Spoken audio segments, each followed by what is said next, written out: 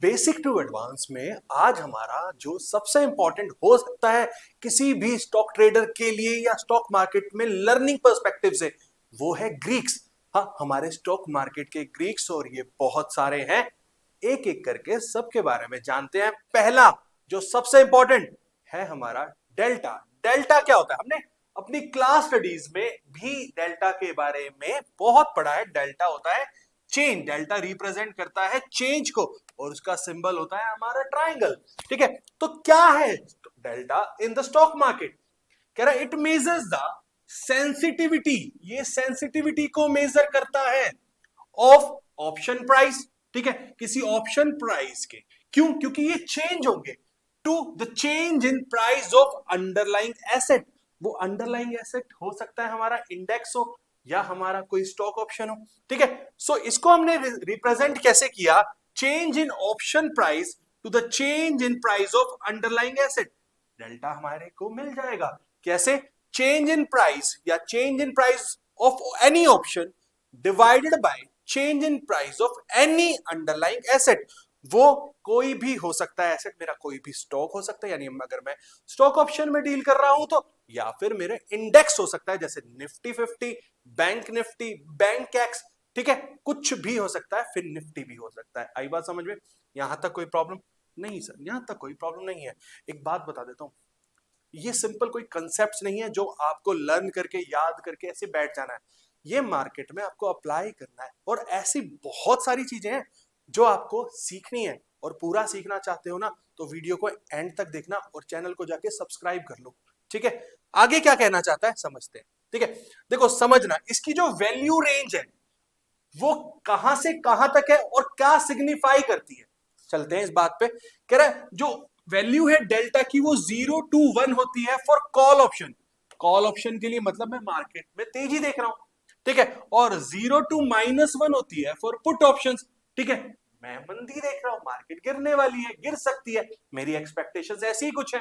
चलिए कोई बात नहीं, एग्जांपल से समझते हैं। अगर डेल्टा मेरा 0.5 है, देखो पॉजिटिव है डेल्टा, इसका मतलब मैं कॉल ऑप्शन की बात कर रहा हूं।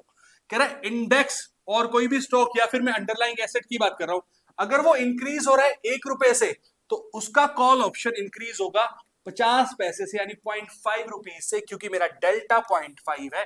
इसका मतलब मैंने क्या किया? इंक्रीज को मैंने जो 1 रुपी का इंक्रीज था उसको मल्टीप्लाई कर दिया मेरे डेल्टा से। ठीक है, आई बात समझ में? हाँ जी।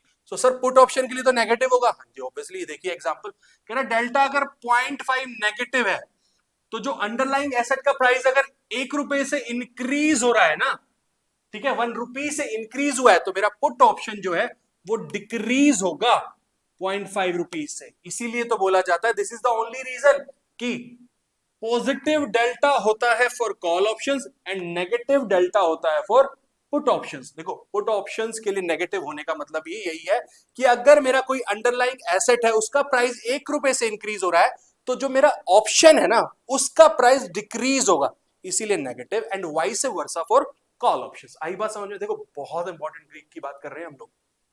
चलें आगे, चलिए बात करते हैं अपने प्रोबेबिलिटी की। हाँ सर, डेल्टा प्रोबेबिलिटी में कैसे हेल्प कर रहा है? यार देखो सीधी सी बात बता देता हूं, आपने तो पढ़ा कि ऑप्शन हमारे at the money, in the money और आउट द मनी होते हैं। आपको एक सिंपल सी बात बता दूं कि कितने परसेंट चांसेस हैं एक्सपायरी पे आपके वाला ऑप्शन इन द मनी में रहेगा। ठीक है, ये डेल्टा बताता है आपको। कह रहे delta can also be interpreted as approximate probability that option will expire in the money. कितनी प्रोबेबिलिटी है कि वो ऑप्शन एक्सपायर होगा इन द मनी में? कैसा है? कह रहा कॉल ऑप्शन डेल्टा इज 0.6। अगर किसी कॉल ऑप्शन का डेल्टा हमारे पास 0.6 है, तो इसका मतलब है कि 60% चांस है that option will be in the money at expiry.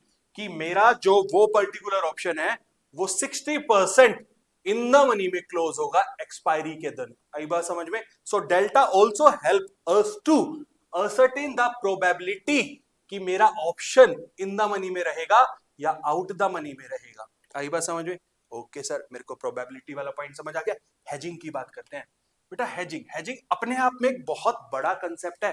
ठीक है, बट अगर एज ए ट्रेडर की अगर हम बात करना चाहते हैं, एज ए ट्रेडर बात करना चाहते हैं, तो हम अपना पोर्टफोलियो हाँ मिनिमम रिस्क पे बनाना चाहते हैं। तो हमें डेल्टा हेल्प करता है to build a portfolio having delta zero और मिनिमम डेल्टा। कैसे कह रहे, total delta of any portfolio is zero, अगर ऐसा है will be known as delta neutral portfolio, उसे हम बोलते हैं डेल्टा न्यूट्रल पोर्टफोलियो, जिसका मतलब होता है रिस्क जो है ना, risk of that particular portfolio is zero और मिनिमम रिस्क पे है। इसीलिए एज अ ट्रेडर हम लोग ये सोचते हैं कि हमारा जो पोर्टफोलियो बिल्ड है उसमें अगर 8 10 15 जो भी शेयर्स हैं, जो भी स्टॉक्स, जो भी स्क्रिप्ट्स है ना, उनका कंबाइंड डेल्टा जितना मिनिमम हो सके और हो सके तो जीरो हो जाए, तो उससे बेस्ट कुछ नहीं होता। Minimum delta will be needed for risk, lower risk, minimum risk. ठीक है, आई बात समझ में? हाँ जी सर, ये बात समझ आ गई है। लास्ट एंड सबसे इंपॉर्टेंट बात करना चाहता हूं मैं आपके साथ, वो है एक नोट। कह रहा delta changes as underlying asset price changes, अगर उस एसेट का प्राइस चेंज हो रहा है एज वेल एज विद, खाली प्राइस के साथ नहीं, पैसेज ऑफ टाइम। ठीक है, इसको हम अगर बात करें कि डेल्टा मेरा टाइम के साथ भी चेंज होता है, साथ में चेंज इन वोलेटिलिटी, अगर मार्केट में वोलेटिलिटी चेंज हो रही है तो भी मेरा डेल्टा चेंज होगा। ठीक है, अब जो मैं ये बात बोलने वाला हूं इसको बहुत ध्यान से समझना, और यही है मेरा अगला ग्रीक भी। क्या कह रहा है, the rate of change in delta, the rate of change in delta, जिस रेट से डेल्टा चेंज हो रहा है उसे बोलते हैं गामा, जो कि मेरा next and most important Greek है। आई बात समझ में? सो गामा क्या है, the rate of change in delta, the rate of change in delta. आइए एक बार समअप कर देते हैं हमारे डेल्टा को। जो डेल्टा है that is change in call option price या पुट ऑप्शन प्राइस, और I can say the option price divide by change in the price of underlying asset. Value very करती है from 0 to 1 for call option and 0 to -1 for put option, क्योंकि positive होता है delta for call option and negative होता है for put option. आई बात समझ में? हाँ जी सर।